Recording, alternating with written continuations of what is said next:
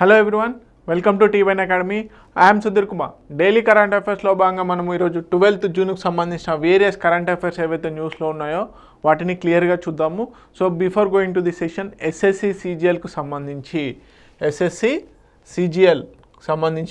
14,000 పోస్టుల పైగా 14,582 పోస్టులతో నోటిఫికేషన్ రావడం జరిగింది. సో వీటికి సంబంధించి arithmetic and reasoning classes T1 academy YouTube ఛానల్లో ఫ్రీగా ఇవ్వడం జరుగుతుంది. ఎవరైతే మీ ఫ్రెండ్స్ సర్కిల్లో మీ ఫ్రెండ్స్ ఎవరైతే ఎస్ఎస్సి సిజిఎల్ ఎగ్జామ్స్కి ప్రిపేర్ అవుతున్నారో వారికి ఈ ఇన్ఫర్మేషన్ షేర్ చేయండి. T1 అకాడమీ యూట్యూబ్ ఛానల్లో ఎస్ఎస్సి సిజిఎల్కి సంబంధించి అర్థమెటిక్ అండ్ రీజనింగ్కి సంబంధించిన క్లాసెస్ని ఫ్రీగా ప్రొవైడ్ చేయడం జరుగుతుంది. ఓకే, దానికి సంబంధించిన షెడ్యూల్ని కూడా అతి త్వరలో అనౌన్స్ కూడా చేయడం జరుగుతుంది. సో నోటిఫికేషన్ సంబంధించిన పూర్తి ఏదైతే వీడియో ఉందో అది ఆల్రెడీ T1 అకాడమీ యూట్యూబ్ ఛానల్లో పబ్లిష్ చేయడం జరిగింది. సో ఏ విధంగా అప్లై చేయాలి, ఏంటి ఆ జాబ్స్కి రిక్వైర్మెంట్ ఏముంది, ఎన్ని పోస్టులు ఉన్నాయి అని, అదేవిధంగా మా ఇనిషియేటివ్ ఏంటి, ఫ్రీ క్లాసెస్లో భాగంగా మేము ఏం చేస్తున్నాం అనేది కూడా చెప్పడం జరిగింది. సో ఫ్రీ క్లాసెస్ అనేవి ప్రొవైడ్ చేయడం జరుగుతుంది. సో ఈ సువర్ణ అవకాశాన్ని ఉపయోగించుకోండి. దయచేసి మీ ఫ్రెండ్స్ ఎవరైతే సిజిఎల్కి ప్రిపేర్ అవుతున్నారో వారికి షేర్ చేయండి. Okay, so question of the day. So ఇది ఎస్టర్డేస్ క్వశ్చన్. ఓకే, నిన్నటి క్వశ్చన్కి ఈరోజు మనం ఆన్సర్ తెలుసుకోవాలి కదండి. సో దానికి సంబంధించింది.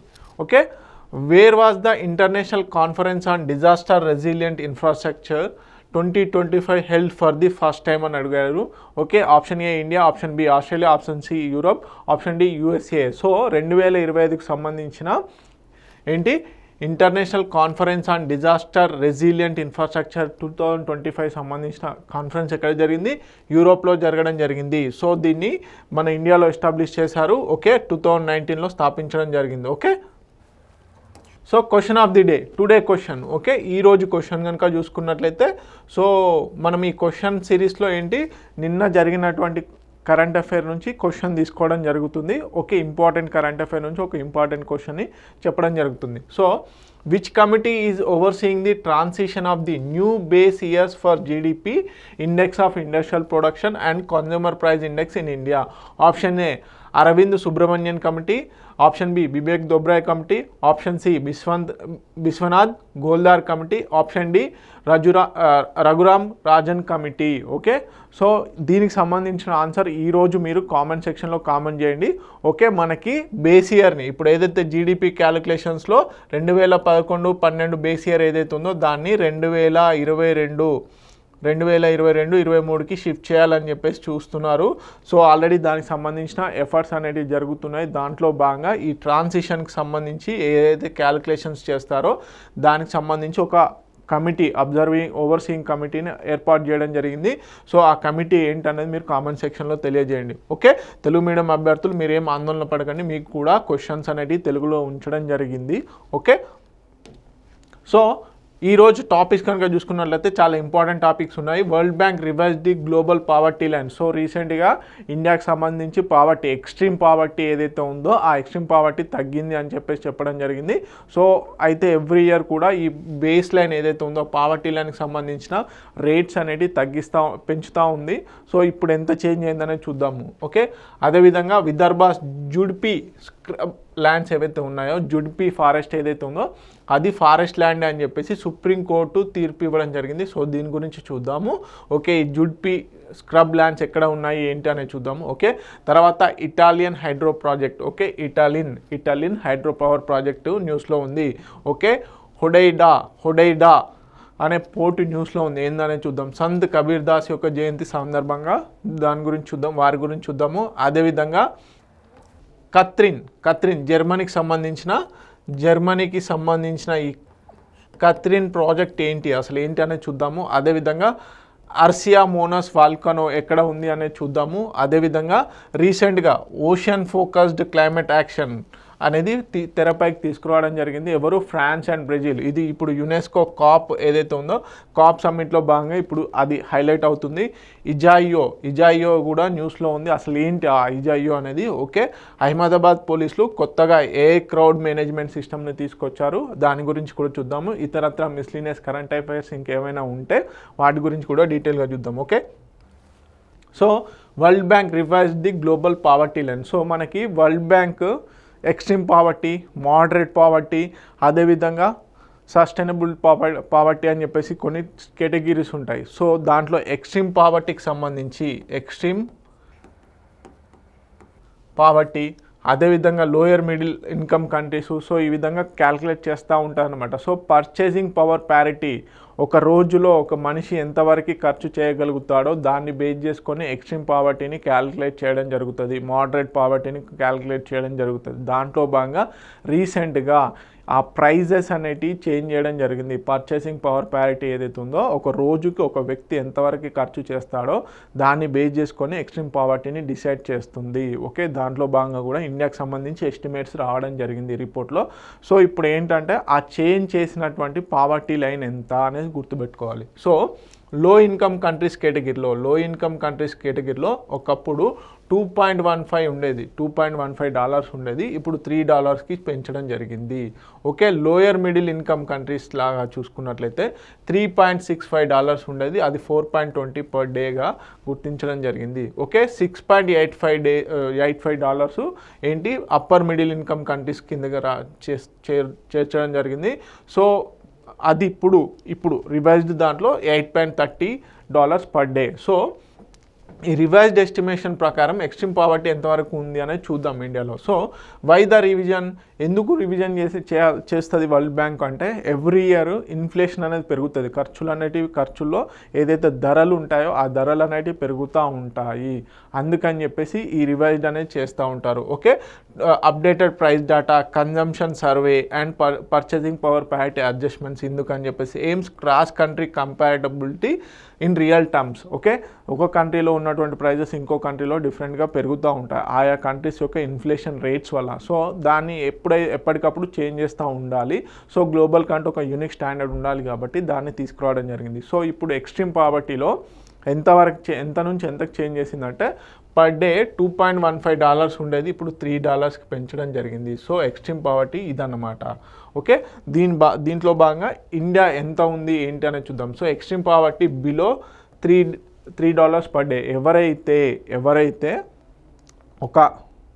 ఒక పర్సన్ ఒక రోజులో $3 కంటే తక్కువ కనుక ఖర్చు పెడితే తనని ఎక్స్ట్రీమ్ పావర్టీ కింద డిసైడ్ చేశారు. ఆ పర్సన్ ఎంత, యాక్చువల్లీ ఒకప్పుడు ఇది $2.15 ఉండేది, ఇప్పుడు $3కి పెంచడం జరిగింది. ఓకే, 2022-23 సంవత్సరం. Okay, 2021 base year. ఓకే, ఇదన్నమాట. Okay, previously $2.15. ఓకే, అయితే దీని ప్రకారం ఈ రేటు ప్రకారం ఎక్స్ట్రీమ్ పావర్టీలో ఇండియాలో ఎంతమంది ఉన్నారు అనేది ఇంపార్టెంట్. ఓకే, ఇది ఆల్రెడీ నేను ప్రీవియస్ క్లాస్లో డిస్కస్ చేయడం జరిగింది ఈ న్యూస్ ఆర్టికల్ ఎప్పుడైతే రావడమో. సో అయితే ఇప్పుడు బేసిక్గా ఈ $3 per day ఉన్నదాని ప్రకారం ఇండియాలో ఎక్స్ట్రీమ్ పావర్టీలో ఎంతమంది ఉన్నారు అంటే 5.25% మాత్రమే ఉంది. ఓకే, ప్రీవియస్లీ ఎంత అంటే $2.15, ఎప్పుడు 2021 దాని ప్రకారం తీసుకున్నట్లయితే ప్రీవియస్ ఏదైతే ఉందో దాని ప్రకారం తీసుకుంటే 2.35% మాత్రమే ఎక్స్ట్రీమ్ పావర్టీ ఉంది. So moderate poverty below $4.20 per day ఎవరైతే చేస్తారో దాని ప్రకారం కనుక తీసుకున్నట్లయితే 23.9% పావర్టీ అనేది ఉండడం జరిగింది. 23.9% పావర్టీ, ఏది మోడరేట్ పావర్టీ. ఇంకా ఎక్స్ట్రీమ్ పావర్టీ కనుక తీసుకున్నట్లయితే ఎంత 5.25. ఇది అధునాతనంగా కొత్త పద్ధతి ప్రకారం, కొత్త డేటా ప్రకారం. So significantly reduction since 2011-12. Okay, 16.2% at $3 per day, అంటే 16.2% తగ్గింది పావర్టీ అనేది 2011-12తో పోల్చుకున్నప్పుడు 16% వరకు తగ్గిందని చెప్తున్నారు. Okay, moderate poverty still persist. చూసాం ఇక్కడ బేసిక్గా ఎక్స్ట్రీమ్ పావర్టీ తగ్గింది చూసుకున్నట్లయితే, కానీ మోడరేట్ పావర్టీ మాత్రం 23.9% ఉంది, ఎక్స్ట్రీమ్ పావర్టీ కేవలం 5.25% మాత్రం ఉంది. ఇదన్నమాట డిఫరెన్స్. ఓకే, సో ఇదన్నమాట. ఓకే, తెలుగు మీడియం అభ్యర్థులు మీరు ఏం టెన్షన్ పడాల్సిన అవసరం లేదు, మీ కొరకు క్లియర్గా పాయింట్ వైజ్ అనేది మేము ఇవ్వడం జరిగింది. Please note it down, these are the important points for World Bank poverty line. Okay,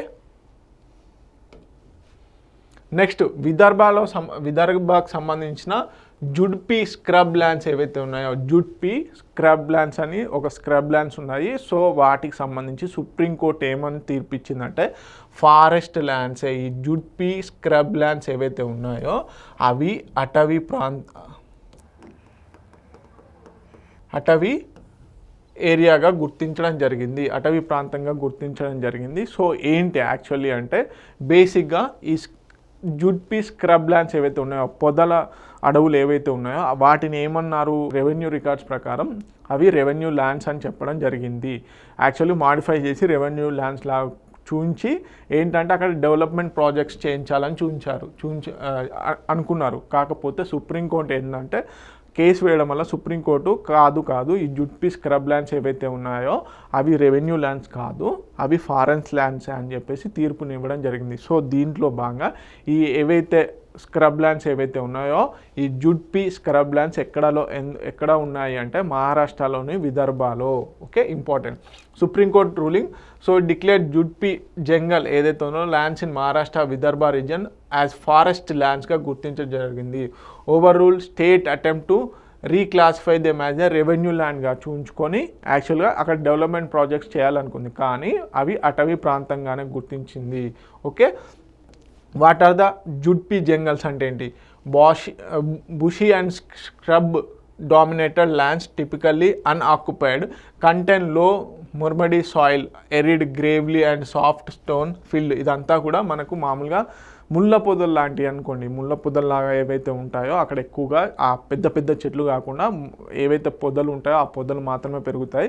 so వాటిని ఏంటంటే ఒకప్పుడు మహారాష్ట్ర గవర్నమెంటు అవి రెవెన్యూ ల్యాండ్స్ లాగా చూపించాలనుకుంది, కాకపోతే అవి ఇప్పుడు లేదు ఫారెస్ట్ ల్యాండ్స్ అని చెప్పేసి సుప్రీంకోర్టు జడ్జిమెంట్ ఇవ్వడం జరిగింది. So ecological significance serves as a vital wild life corridors, maintain biodiversity and ecological balance. Geographical presence వచ్చేసి ఫౌండ్ మెయిన్లీ ఈస్టర్న్ విదర్భ, మహారాష్ట్రలో ఇవి ఎక్కువగా ఉండడం జరిగింది. ఓకే, సో సింపుల్గా ఇటీవల కాలంలో వార్తల్లో నిలిచినటువంటి జుడ్పీ స్క్రబ్ ల్యాండ్స్ ఏ రాష్ట్రంలో ఉన్నాయి అని అడిగితే ఎక్కడ?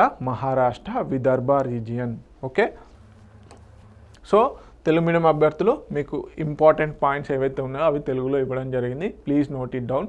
Okay, next Italian hydro power project. So ఇది ఎక్కడ రాబోతుంది, ఏంటి యాక్చువల్గా ఏంటి అనేది చూద్దాము. సో మనకి ఫారెస్ట్ అడ్వైజరీ కమిటీ ఎన్విరాన్మెంట్ మినిస్ట్రీకి సంబంధించిన ఫారెస్ట్ అడ్వైజరీ కమిటీ ఈ ఇటాలియన్ హైడ్రో పవర్ ప్రాజెక్ట్కి క్లియరెన్సెస్ ఇవ్వడం జరిగింది. యాక్చువల్లీ ఇది అంతకుముందు ఏదైతే ఈ ఫారెస్ట్ అడ్వైజరీ కమిటీ ఏదైతే ఉందో లేదు ఈ ఇటాలియన్ హైడ్రో పవర్ ప్రాజెక్ట్ వల్ల ఎక్కువగా వైల్డ్ లైఫ్ అనేది దెబ్బతింటుంది, అడవులు అనేటివి కోల్పోతున్నాము, అక్కడ ఉన్నటువంటి వన్యప్రాణులకు నష్టం వాటిల్లుతుంది అని చెప్పేసి క్యాన్సిల్ చేసింది, అప్రూవల్స్ ఇవ్వలే. కానీ ఇప్పుడు ఏంటంటే ఓకే చేసుకోండి అని చెప్పేసి ఫారెస్ట్ అడ్వైజరీ కమిటీ క్లియర్ చేసింది అనమాట. Granted in principle forest clearance to the 3097 megawatts 3097 మెగావాట్లతో నిర్మించబోయే ఈ ఇటాలియన్ హైడ్రో పవర్ ప్రాజెక్టు ఇవ్వడం జరిగింది. Okay, earlier rejections over ecological concern. So మరి ఈ ఫారెస్ట్ అడ్వైజరీ కమిటీ స్టాచ్యుటరీ బాడీయా, అన్స్టాచ్యుటరీ బాడీయా, కాన్స్టిట్యూషనల్ బాడీ అనేది ఇంపార్టెంట్. సో మనకి environmental clearances especially forest lands కానీ ఇవన్నీ ఉన్నప్పుడు ఎన్విరాన్మెంటల్ క్లియరెన్సెస్ ఇవ్వడానికి ఈ ఫారెస్ట్ అడ్వైజరీ కమిటీ అని ఒకటి ఉంటుంది. ఇది దేని కింద అంటే ministry of environment and forest climate change ఏదైతే ఉందో, ministry of environment and forest climate change కింద ఈ ఫారెస్ట్ అడ్వైజరీ కమిటీ పనిచేస్తుంది. సో దీన్ని ఏ యాక్ట్ ద్వారా? Section 3 of the forest conservation act 1980. So బేసిక్గా కాళేశ్వరం లాంటి ప్రాజెక్ట్స్, పోలవరం లాంటి ప్రాజెక్ట్స్, సో వాటి అంత పెద్ద ప్రాజెక్ట్స్ కన్స్ట్రక్షన్ చేయడం వల్ల ఏమవుతుందంటే అక్కడ ఉన్నటువంటి చుట్టుపక్కల ఉన్నటువంటి వన్యప్రాణులు, అటవీ ప్రాంతం కోల్పోవడం జరుగుతుంది. సో అలాంటి పెద్ద ప్రాజెక్టుల వల్ల ఏదైనా ఎన్విరాన్మెంటల్గా ఇబ్బంది జరుగుతుంది అంటే దానికి అప్రూవల్స్ తీసుకోవాలి సెంట్రల్ గవర్నమెంట్లో ఉన్నటువంటి మినిస్ట్రీ నుంచి, ministry of environment, forest and climate change. So ఆ ministry of environment, forest and climate చేంజ్కి సంబంధించినటువంటి ఆర్గనైజేషన్ ఏదైతే ఉందో ఫారెస్ట్ అడ్వైజరీ కమిటీ అలాంటి వాటికి క్లియరెన్సెస్ ఇవ్వడం జరుగుతుంది. సో దాన్ని ఏ విధంగా ఎస్టాబ్లిష్ చేశారు? Section 3 of the forest conservation act 1980. Okay, forest సంరక్షణ ఏదైతే అటవీ సంరక్షణ చట్టం 1980 ఏదైతే ఉందో దాంట్లో ఉన్నటువంటి సెక్షన్ 3 ప్రకారం ఫారెస్ట్ అడ్వైజరీ కమిటీ ఏర్పాటు చేయడం జరిగింది. సో ఈ అడ్వైజరీ కమిటీ ఏం చేస్తుంది అంటే బేసిక్గా ఇలాంటి ప్రాజెక్టులలో ఎక్కువగా ఎకలాజికల్ లాసెస్ ఏవైతే ఉన్నాయో, వైల్డ్ లైఫ్ లాసెస్ ఏవైతే ఉన్నాయో వాటిని ఎస్టిమేట్ చేసి ఇలాంటి ప్రాజెక్ట్స్కి పర్మిషన్స్ ఇవ్వద్దా ఇవ్వకూడదా అని చెప్పేసి చెప్పడం జరుగుతుంది. ఓకే, ఇదన్నమాట. సో ఇప్పుడు ఏంటి, ఈ ఇటాలియన్ ప్రాజెక్ట్కి, హైడ్రో పవర్ ప్రాజెక్ట్కి పర్మిషన్స్ రావడం జరిగింది. సో కాకపోతే ఎందుకు అంత పెద్దగా న్యూస్లో ఉందంటే అంతకుముందు ఎకలాజికల్ లాస్ జరుగుతుంది, వైల్డ్ లైఫ్ లాస్ జరుగుతుంది అని చెప్పి ఈ హోల్డ్ పెట్టింది పర్మిషన్స్ ఇవ్వకుండా. కానీ ఇప్పుడు ఆల్ ఆఫ్ సడన్గా పర్మిషన్స్ ఇచ్చింది. సో అందుకని చెప్పేసి ఇప్పుడు న్యూస్లో ఉందన్నమాట. ఓకే, ప్రపోజ్డ్ డ్రీ తాలో రివర్స్ ఏవైతే ఉన్నాయో, డ్రీ అండ్ తాలో, వీటిని బేసిక్గా ఇవి local names for Dibang river. So మనకి అరుణాచల్ ప్రదేశ్లో మనకు బ్రహ్మపుత్ర రివర్ యొక్క ప్రధాన ఉపనది అయినటువంటి దిబాంగ్ రివర్ యొక్క లోకల్ నేమ్స్. ఓకే, ప్రాంతీయ నామాలు ఏంటి అంటే Dri and Talo. Okay, Dri and Talo. So ఇక్కడ రావడం జరుగుతుంది. సో ఈ దిబాంగ్ రివర్ పైన కన్స్ట్రక్షన్ చేయడం జరుగుతుంది. ఏది, Italian project. Okay, so Dibang valley, Arunachal Pradesh. Okay, ఈ ఇటాలియన్ హైడ్రో పవర్ ప్రాజెక్ట్ ఎక్కడ రాబోతుంది అంటే మనకి అరుణాచల్ ప్రదేశ్లో రావడం జరుగుతుంది. One of the India's largest proposed hydro power project generation capacity joint venture ఎవరెవరి మధ్యలో, Jindal power limited, hydro power development corporation of Arunachal Pradesh వాళ్ళు సంయుక్తంగా ఈ ప్రాజెక్ట్ని డెవలప్ చేయబోతున్నారు. సో ఈ ప్రాజెక్ట్ యొక్క కెపాసిటీ 3097 మెగావాట్లు. సో మొత్తంగా కూడా జల విద్యుత్ ద్వారానే జనరేట్ చేయడం జరుగుతుంది. సో మేజర్ ఎన్విరాన్మెంటల్ ఇంప్లికేషన్స్ ఏంటంటే దాదాపుగా 1175 హెక్టార్ల ఫారెస్ట్ ల్యాండ్ అనేది దీంట్లో లాస్ అవ్వడం జరుగుతుంది. Okay, estimated felling approximately 2.78 lakhs trees. చూడండి ఎంత పెద్ద లాస్, 2.78 లక్షల చెట్లని కొట్టివేయడం జరుగుతుంది. So located in critical biodiversity hotspot, home to tigers, snow leopards, 56% of the Indian bird స్పీసీస్కి ఇది బేసిక్గా లాస్ అనేది జరుగుతుంది. Okay, concerns over ecological degradation and wildlife corridor disruption. So బేసిక్గా ఇలాంటి పెద్ద పెద్ద ప్రాజెక్ట్స్ వచ్చినప్పుడు ఫారెస్ట్ అండ్ ఎకలాజికల్ లాస్ అనేది కామన్. ఓకే, సో కాకపోతే వాటికి రెమెడీస్ ఏంటి, ఓకే, వాటికి రెమెడీస్ ఏంటి అనేది ఇంపార్టెంట్. ఓకే, సో మేజర్గా ఇలాంటి డ్యామ్స్ కానీ హైడ్రో ఎలక్ట్రిక్ పవర్ ప్రాజెక్ట్స్ కానీ ఎనీ డెవలప్మెంట్ ప్రాజెక్ట్ వచ్చినప్పుడు ఏదో ఒక కమ్యూనిటీ, బేసిక్గా హ్యూమన్ పాయింట్ ఆఫ్ వ్యూలో ఏదో ఒక కమ్యూనిటీ ఎఫెక్ట్ అవుతుంది. సో ఆ లోకల్ పీపుల్ ఎవరు అంటే ఇక్కడ ఇదు మిష్మి ట్రైబల్ కమ్యూనిటీ ఏదైతే ఉందో ఆ ఇదు మిష్మి ట్రైబల్ కమ్యూనిటీ ఎక్కువగా ఎఫెక్ట్ అవ్వడం జరుగుతుంది. Criticism over lack of fresh environmental impact assessments and public consultation. ఒక దిక్కేమో మనం సస్టైనబుల్ డెవలప్మెంట్స్ అండ్ గోల్స్ని అచీవ్ అవ్వాలంటాం, ఇంకో దిక్కేమో నెట్ జీరో కార్బన్ ఎమిషన్స్ కావాలనుకుంటాం, ఒక దిక్కేమో ఇలాంటి డెవలప్మెంట్ ప్రాజెక్ట్స్ కావాలనుకుంటాం. సో ఇదంతా ఒక బ్యాలెన్స్డ్ అప్రోచ్లో వెళ్ళాల్సి వస్తుంది. ఎప్పటికప్పుడు చేంజెస్ ఏ విధంగా తీసుకురావాలి, ఎలాంటి పాలసీస్ చేయాలి అన్న నినాదంపైనే ఇలాంటి ప్రాజెక్ట్స్ ముందుకెళ్తూ ఉంటాయి. ఓకే, గ్రోత్, డెవలప్మెంట్, సస్టైనబిలిటీ మూడింటిని బ్యాలెన్స్ చేస్తూనే దేశాన్ని అభివృద్ధి పరచాల్సిన అవసరం ఉంటుంది. ఓకే, సో తెలుగు మీడియం అభ్యర్థులు please note it down. Next Hodeidah port ఎక్కడ ఉంది, యెమెన్లో ఉండడం జరిగింది. సో ఈ యెమెన్కు సంబంధించినటువంటి హుడైడా పోర్టు ఏదైతే ఉందో నావెల్ బేస్ సంబంధించి నావెల్ అటాక్ ఇజ్రాయెల్ మనకి హమాస్ మీద తరచుగా కాన్ఫ్లిక్ట్లో ఉన్న భాగంలో ఇజ్రాయెల్ హమాస్ వార్ ప్రాసెస్లో భాగంగా ఇప్పుడు యెమెన్ మీద first time Israel naval attack అంటే మనకి నావీ ద్వారా అటాక్ చేయడం ఫస్ట్ టైం అన్నమాట, నౌకాదళంతో. సో అందుకని చెప్పేసి న్యూస్లో ఉంది, Israel conducted first ever naval strike on Yemen's Hodeidah port targeting 2 key piers. Okay, so ఈ హుడైడా పోర్టుకు సంబంధించిన 2 key piers ఏవైతే ఉన్నాయో వాటి మీద టార్గెట్ చేయడం జరిగింది. సో ఇది హుడైడా పోర్ట్ దేనికి సంబంధించిందంటే అది యెమెన్ కంట్రీకి సంబంధించింది. Okay, situated Yemen's western coast along the Red Sea. Okay, మనకి ఇదంతా రెడ్ సీ ఏదైతే ఉందో ఆ రెడ్ సీలో ఈ హుడైడా పోర్ట్ అనేది ఇక్కడ ఉంది. ఈ పోర్ట్ ఫెసిలిటీ ఏదైతే ఉందో హొడైడాకి సంబంధించి ఇది యెమెన్కి సంబంధించింది. సో దీనికి సంబంధించి నిన్న ఈ మనకి ఇజ్రాయెల్ ఏదైతే ఉందో ఇజ్రాయెల్ వీటిపైన స్ట్రైక్ చేయడం జరిగింది త్రూ నావికా దళం ద్వారా. ఓకే. సో నోటబుల్లీ హిస్టారికల్ కాంటెక్స్ట్ ఏంది మరి ఈ హుడైడా పోర్టుకు సంబంధించి ఏంటంటే యెమెన్కి అత్యంత ఇంపార్టెంట్ పోర్టు. సో మేజర్గా హ్యూమానిటేరియన్ అసిస్టెన్స్ అందించాలన్నా, అదేవిధంగా బిజినెస్ ట్రేడ్ జరగాలన్నా యెమెన్కి ఆయువు పట్టే ఈ హుడైడా పోర్టు. సో దాన్ని డిస్మాంటిల్ చేయాలని నిన్న నావికా దళంతో ఎవరు దాడి చేయడం జరిగింది, ఇజ్రాయెల్ కంట్రీ దాడి చేయడం జరిగింది. Okay, notably shelled during the Italo Ottoman war 1911-1912 ఏదైతే ఉందో అప్పుడు కూడా దీనికి ఎక్కువగా దాడికి గురైందనమాట. So Red Sea location has placed at the centre of regional conflicts and maritime power dynamics. Okay, ఈ పోర్ట్ ఏదైతే ఉందో రెడ్ సీకి మేజర్గా కాన్ఫ్లిక్ట్ జోన్గా ఉండడం జరిగింది ఈ Hodeidah port. Okay, so Yemen's largest and most critical seaport, primary hub for importing humanitarian aid, food, fuel and essential goods, vital for sustaining civilian population amid ongoing conflict ఏదైతే ఉందో Israel, ఈ Hamas, Yemen మధ్యలో జరుగుతున్నటువంటి ఈ ఏదైతే war ఉందో దాంట్లో భాగంగా ఈ హ్యూమనిటేరియన్ ఎయిడ్కి ఇది చాలా ఇంపార్టెంట్ పోర్టు. సో దాన్ని డిస్మాంటిల్ చేయడం జరుగుతుంది. ఓకే, అందుకని చెప్పేసి న్యూస్లో ఉంది. తెలుగు మీడియం అభ్యర్థులు please note it down.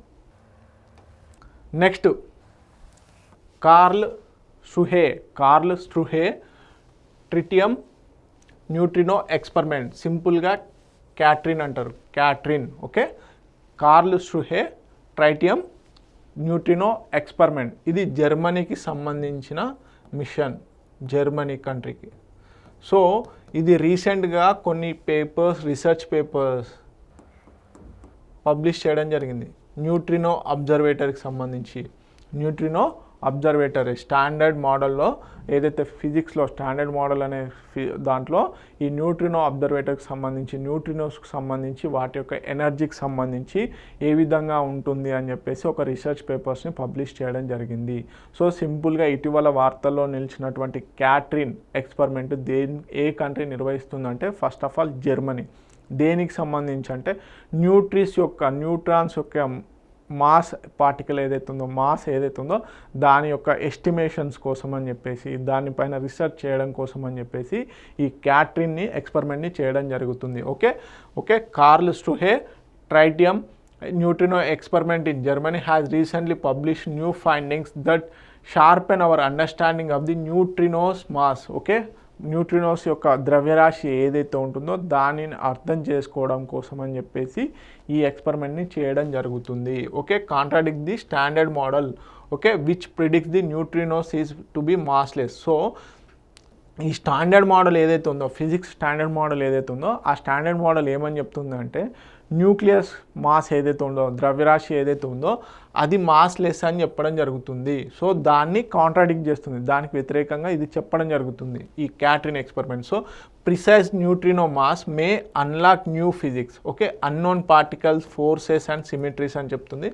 Model independent approach, so data driven, not based on the theoretical assumption. So బేసిక్గా ఇది ఒక ప్రాక్టికల్ ఎక్స్పెరిమెంట్ ద్వారా థియరీ బేస్డ్ చేసుకునే న్యూట్రినోస్ అనేటివి మాస్ లెస్ అని చెప్పడం కాదు. సో వాటిని ప్రాపర్గా రీసెర్చ్ చేస్తే ఖచ్చితంగా ఏదో ఒక మాస్ ఉంటుందని చెప్పేసి ఫిజిక్స్ యొక్క స్టాండర్డ్ మోడల్ ఏదైతే ఉందో దానికి అపోజిట్గా ఇది నిరూపిస్తుంది అన్నమాట. సో దానికి సంబంధించి రీసెంట్గా న్యూస్లో ఉంది.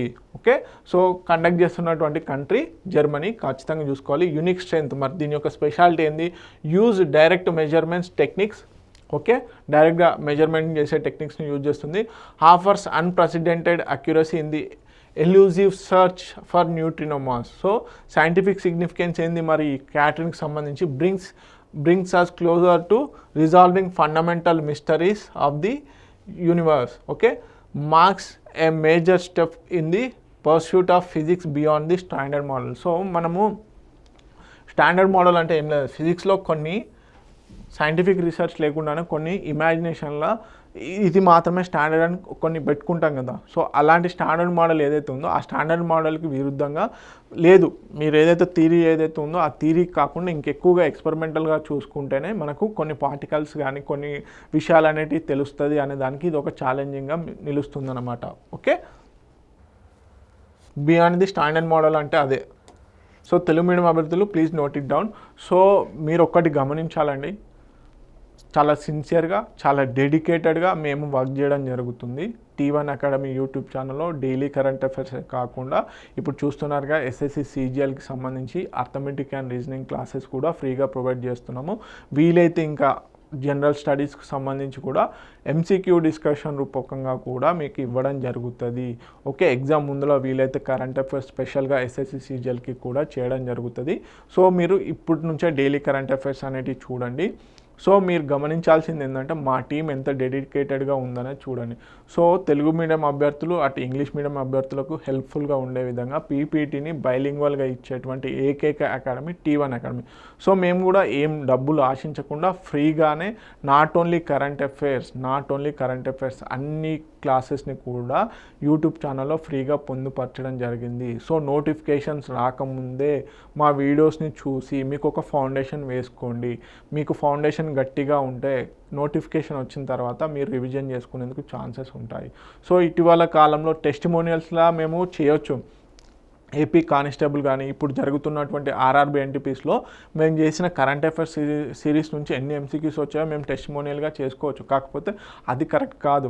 మా ఇంటెన్షన్ ఏంటంటే మా యొక్క ఇనిషియేటివ్ అందరికీ చేరాలి. దయచేసి ఎవరైతే ఈ వీడియో చూస్తున్నారో దయచేసి షేర్ చేయండి, లైక్ చేయండి, కామెంట్ చేయండి. మీకు ఏమన్నా డౌట్స్ ఉన్నా కానీ కామెంట్ చేస్తే మీకు అట్లీస్ట్ మీకు ఏం కావాలో తెలుస్తుంది. మేము అట్లీస్ట్ మీతో కమ్యూనికేట్ అయ్యేందుకు ఆ కామెంట్ బాక్సే మీకు కమ్యూనికేషన్ పాయింట్ అనమాట. సో దయచేసి ఇంకా ఫ్యూచర్లో మేము లైవ్ సెషన్స్లో రూపకంగా కూడా వచ్చే ఛాన్సెస్ ఉన్నాయి. So we're implementing step by step. So మీరేం లేదండి, మీకు కావాల్సింది మా కామెంట్ సెక్షన్లో కామెంట్ చేయండి. మేము ready to do it. Okay, దయచేసి వీడియోని షేర్ చేయండి. నెక్స్ట్, ఫ్రాన్స్ అండ్ బ్రెజిల్ రీసెంట్గా ఒక ఇనిషియేటివ్ని తీసుకురాబోతుంది. సో ఏంటి, ఓషన్ ఫోకస్డ్ క్లైమేట్ యాక్షన్ని. Okay, ocean based. ఓకే, మనకి సముద్రాలు ఏవైతే ఉన్నాయో మహాసముద్రాలు, సో వాటి యొక్క ఎకలాజికల్ని కానీ వాటి యొక్క మనుగడని కానీ కాపాడడం కోసం వాళ్ళు అక్కడ సముద్రం లోపల నివసిస్తున్నటువంటి కోరల్ రీఫ్స్ కానీ వీటన్నిటిని కూడా కాపాడుకోవడం కోసం అని చెప్పేసి ఒక ఇనిషియేటివ్ని తీసుకురావడం జరుగుతుంది.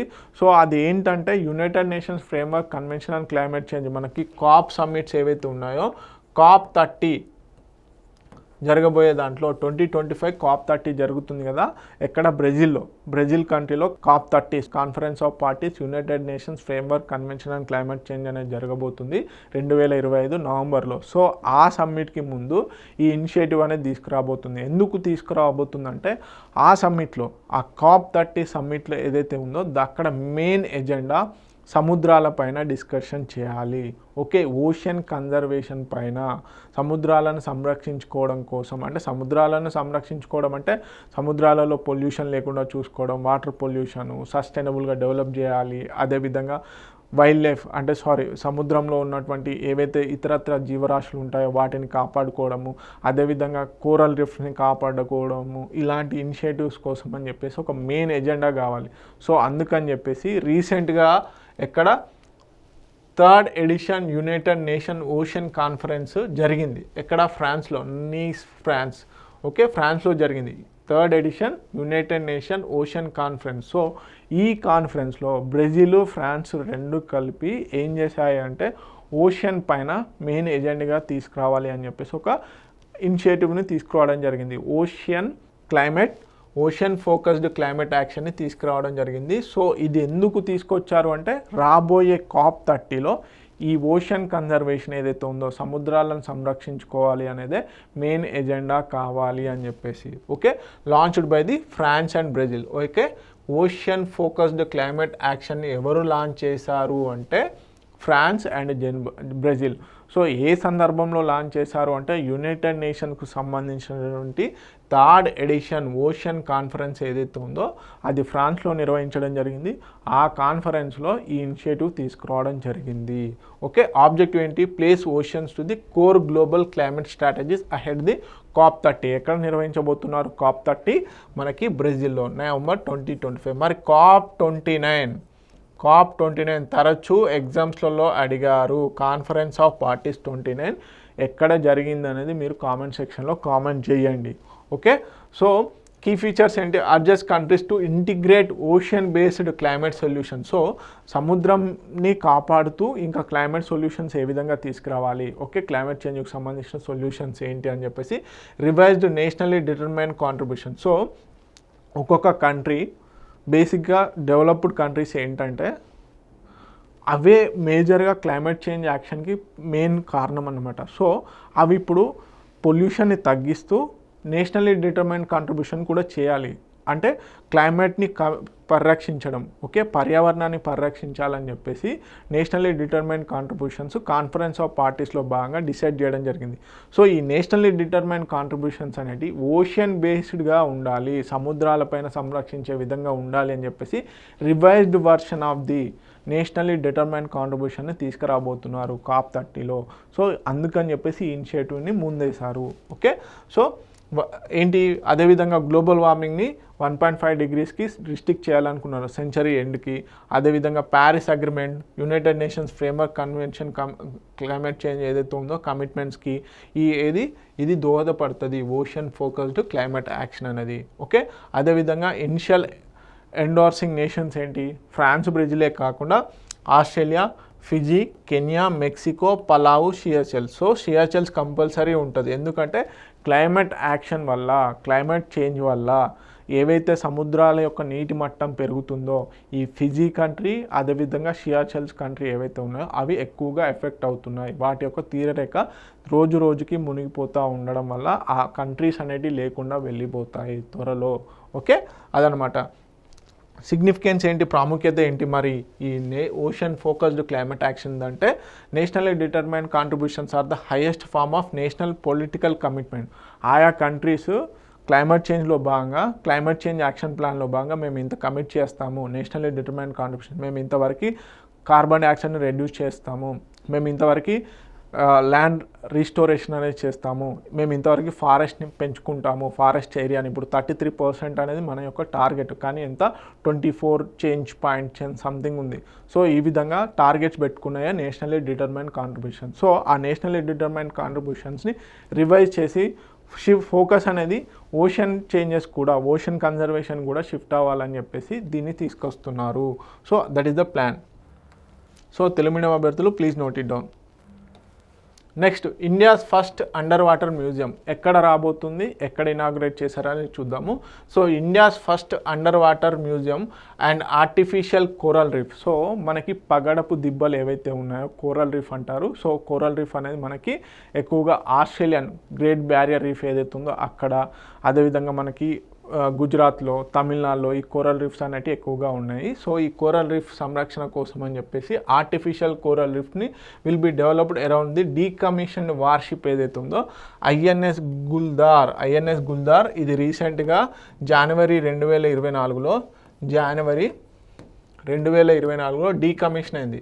సో దీన్ని ఒక అండర్ వాటర్ మ్యూజియంగా డెవలప్ చేస్తున్నారు. అందుకని చెప్పేసి ఇప్పుడు న్యూస్లో ఉంది. ఎక్కడ మనకి సింధుదుర్గ్, మహారాష్ట్రలోని సింధుదుర్గ్ ఏదైతే ఉందో Nivati rocks, okay, Nivati rocks ప్లేస్లో దీన్ని అండర్ గ్రౌండ్ వాటర్ మ్యూజియంని డెవలప్ చేస్తున్నారు INS Guldar. So the initiative is supported by the central government aims to boost the marine conservation, okay, and tourism, offering scuba diving and future submarine tours అనేవి దీంట్లో offering చేయబోతున్నారు. So బేసిక్గా మహారాష్ట్రలోనే కాదు, under water museum అనేది మన హైదరాబాద్లో కూడా రాబోతుంది. ఓకే, మన హైదరాబాద్లో కూడా రాబోతుంది, ఇంకా బిల్డ్ అవ్వలేదు. సో ఇదేంటంటే ఇప్పుడు ఐఎన్ఎస్ గుల్దార్ ఇలాంటి వాటిలోనే కాకుండా ఒక కంప్లీట్గా అండర్ గ్రౌండ్ మ్యూజియంని చేయబోతున్నారు, వాటర్ మ్యూజియంని. ఓకే, మనం ఇవి ఎక్కువగా ఫిలిప్పీన్స్, థాయిలాండ్, సింగపూర్ లాంటి కంట్రీస్లలో చూస్తాం. సో మొత్తంగా గ్లాసెస్తోని కవర్ చేసేసి పెద్ద పెద్ద చేపలు, డాల్ఫిన్స్ ఇవన్నిటిని కూడా అక్కడికి తీసుకొచ్చి సంరక్షిస్తూ ఉంటారు. సో అలాంటి అండర్ వాటర్, గ్రౌండ్ వాటరే మ్యూజియమే ఇదన్నమాట. సో ఇప్పుడు ఇది మహారాష్ట్రలో అఫీషియల్గా వచ్చింది. త్వరలో హైదరాబాద్ లాంటి నగరాల్లో కూడా తీసుకురాబోతున్నారు. దానికి ఆల్రెడీ ప్లానింగ్ కూడా జరిగింది. ఓకే, తెలుగు మీడియం అభ్యర్థులు please note it down. Next, Sant Kabir Das. So మనకి కబీర్ దాస్ గురించి చాలా ఇంపార్టెంట్. ఎక్కడ మిడివల్ హిస్టరీలో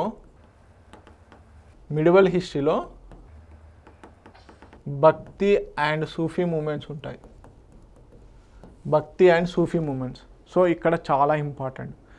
కబీర్ దాస్ చాలా కీ రోల్ చేశారు. సో వారి యొక్క ఎర్లీ లైఫ్ స్టైల్ అనేది ఇంపార్టెంట్. వారు ఏం రచించారు ఏంటి అనేది ఫోకస్ చేయాలి.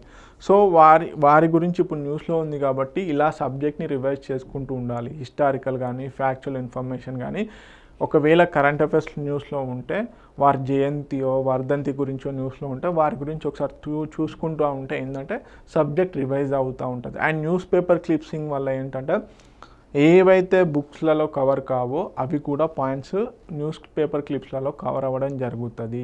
ఓకే, బియాండ్ బుక్ నాలెడ్జ్ అంటారు చూసారా, అది కూడా ఇంపార్టెంటే. సో వీరి గురించి చూద్దాం. So prime minister pay tribute to the Sant Kabir Das birth anniversary 11th June రోజు వారి పుట్టినరోజు సందర్భంగా మన ప్రధానమంత్రి నరేంద్ర మోడీ గారు ట్రిబ్యూట్ చేయడం జరిగింది. సో వీరు బేసిక్గా వీరి యొక్క ఎర్లీ లైఫ్ కనుక చూసుకున్నట్లయితే వీరు కాశీ వారణాసిలో జన్మించడం జరిగింది. సో నీమా అనే ఒక మహిళ ఎవరైతే ఉన్నారో వీరు ముస్లిం నేత ఏదైతే బట్టలు నేస్తారో వారి యొక్క వైఫ్ దగ్గర ఈయన పెరగడం జరిగింది. ఓకే, సో వీరు బేసిక్గా స్వామి రామానంద ఎవరైతే ఉన్నారో స్వామి రామానంద గారికి శిష్యుడు.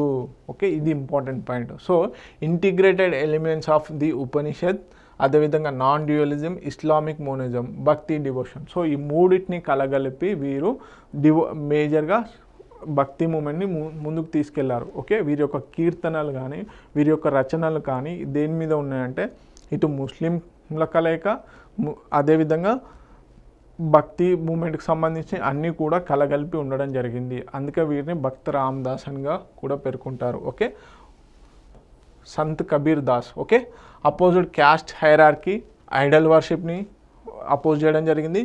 Ritualistic practices, emphasised inner spiritual realisation, ethical conduct. Okay, direct devotion to the divine అని చెప్పడం జరిగింది. సో వీరు క్యాస్ట్ సిస్టమ్ని అపోజ్ చేశారు. అదేవిధంగా ఐడల్ వర్షిప్ని, ఓకే, విగ్రహ ఆరాధనని వీరు వద్దన్నారు. సో అదన్నమాట. సో ఇన్నర్ స్పిరిచువల్ రియలైజేషన్ కావాలన్నారు. So direct devotion to the డైరెక్ట్గా దేవునికి అంకితం అవ్వాలి అని చెప్పేసి వీరు పేర్కొనడం జరిగింది. సో వీరి యొక్క రచనలు కూడా ఇంపార్టెంట్. సో కబీర్ దాస్ గారి రచనలు గురు గ్రంథ్ ఏదైతే ఉందో గురు గ్రంథ్ సాహిబ్, ఆది గ్రంథ్ సాహిబ్, సో దాంట్లో కూడా పొందుపరచడం జరిగింది. That is the important point. Okay, so Kabir Bijak అని చెప్పేసి preserved by the Kabir Panth ఉత్తరప్రదేశ్లో ఉంది. అదేవిధంగా Kabir Granthavali associated with the Dadu Panth Rajasthan. అదేవిధంగా వీరి యొక్క వర్సెస్ ఏవైతే ఉన్నాయో వీరి రచనలు ఏవైతే ఉన్నాయో వచనాలు అవి ఆది గ్రంథ్ సాహిబ్ సిక్ సంబంధించిన ఏదైతే గురు గ్రంథ్ ఏదైతే ఉందో దాంట్లో కూడా పొందుపరచడం జరిగింది. Okay, influence and legacy, influenced Guru Nanak and the formation of early Sikh philosophy ఫార్మేషన్లో కూడా వీరి యొక్క మేజర్గా వీరి యొక్క సూచనలు ఏవైతే ఉన్నాయో అవి గురునానక్ని ఇన్స్పైర్ చేశాయి. సో అందుకని చెప్పేసి వీరి యొక్క వచనాలు కూడా ఏవైతే ఉన్నాయో అవి గురు గ్రంథ్ సాహిబ్లో పొందుపరచడం జరిగింది. Respected across Hinduism, Sikhism, Sufism, continues to inspire movement, focused on spiritual egalitarianism, inner truth. Okay, ఇదన్నమాట. సో తెలుగు మీడియం అభ్యర్థులు please note it down. Next వచ్చేసి Arsia Mons volcano. Okay, Arsia Mons volcano మనకి మార్స్ ఏదైతే ఉందో Mars గ్రహం పైన NASA వాళ్ళు అర్సియా అనే వాల్కనోని గుర్తించడం జరిగింది 2001లో. దేని ద్వారా?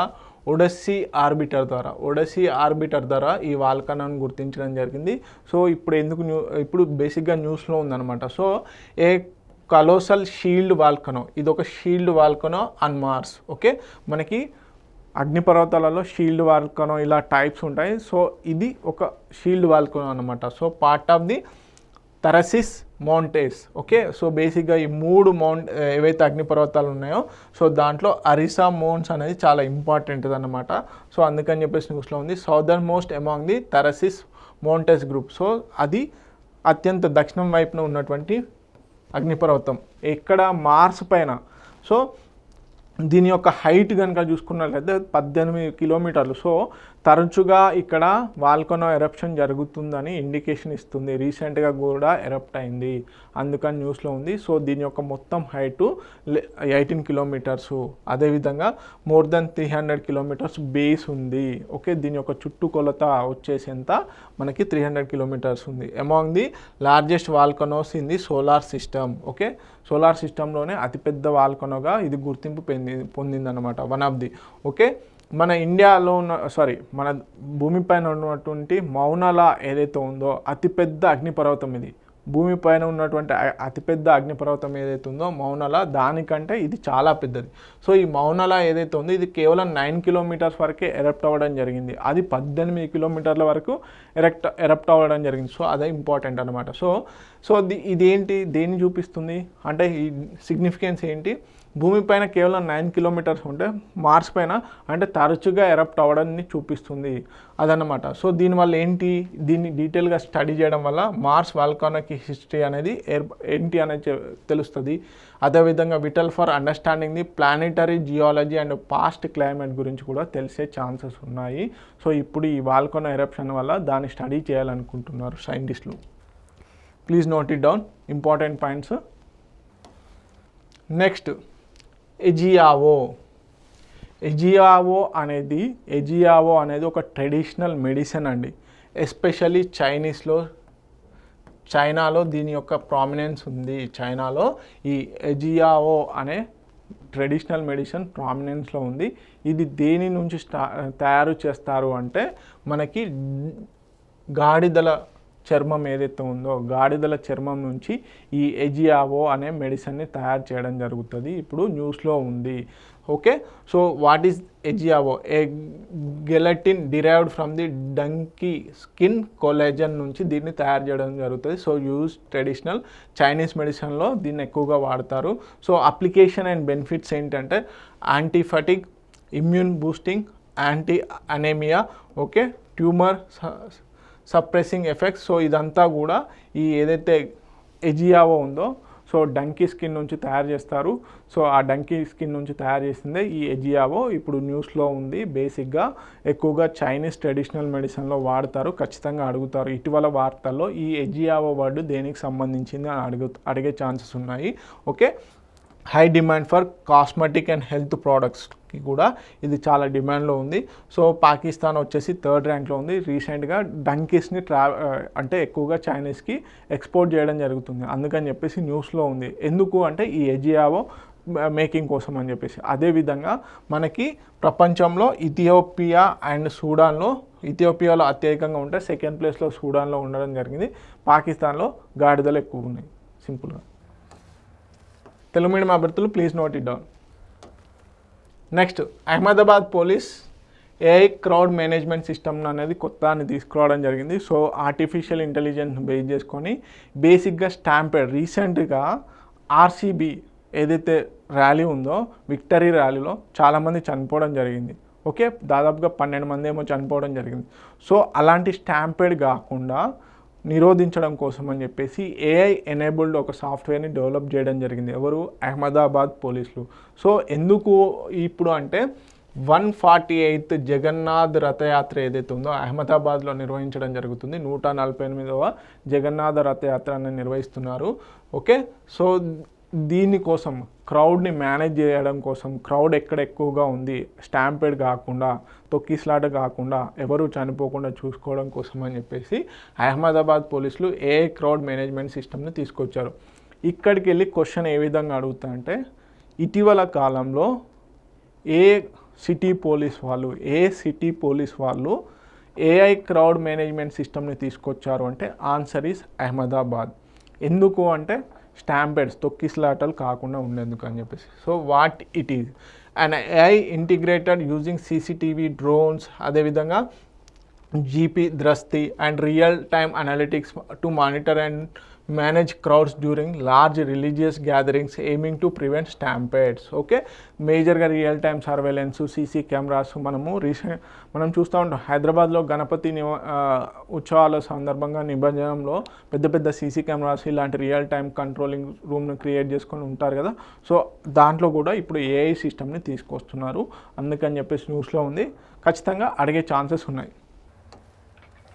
Please note it down. Okay, Telugu medium అభ్యర్థులు ప్లీజ్ నోట్ ఇట్ డౌన్. ఇవన్నీ ఇంపార్టెంట్ కరెంట్ అఫైర్స్. మరిన్ని ఇంపార్టెంట్ కరెంట్ అఫైర్స్ కోసం T1 అకాడమీ యూట్యూబ్ ఛానల్ని ఫాలో అవ్వండి. అదేవిధంగా T1 అకాడమీ టెలిగ్రామ్ గ్రూప్లో మేము ఎప్పటికప్పుడు అప్లోడ్ చేసేటువంటి వీడియోస్ ఏవైతే ఉంటాయో వాటిని నోటిఫికేషన్ రూపకంగా పొందాలి అంటే ఇమీడియట్ అప్డేషన్ కోసము T1 అకాడమీ టెలిగ్రామ్ చూడండి. ఎందుకంటే ఎనీ నోటిఫికేషన్ రిలేటెడ్ కానీ any job updated related information కానీ మేము T1 అకాడమీ ద్వారా కమ్యూనికేషన్ పాయింట్ ఏర్పాటు చేశాము. T1 అకాడమీ టెలిగ్రామ్ ఒక కమ్యూనికేషన్ పాయింట్. సో మీరు ఆ గ్రూప్లో జాయిన్ అవ్వండి దయచేసి. రాబోయే రోజుల్లో మేము ఇంకా కొత్త ఇనిషియేటివ్స్ని తీసుకొని రాబోతున్నాము.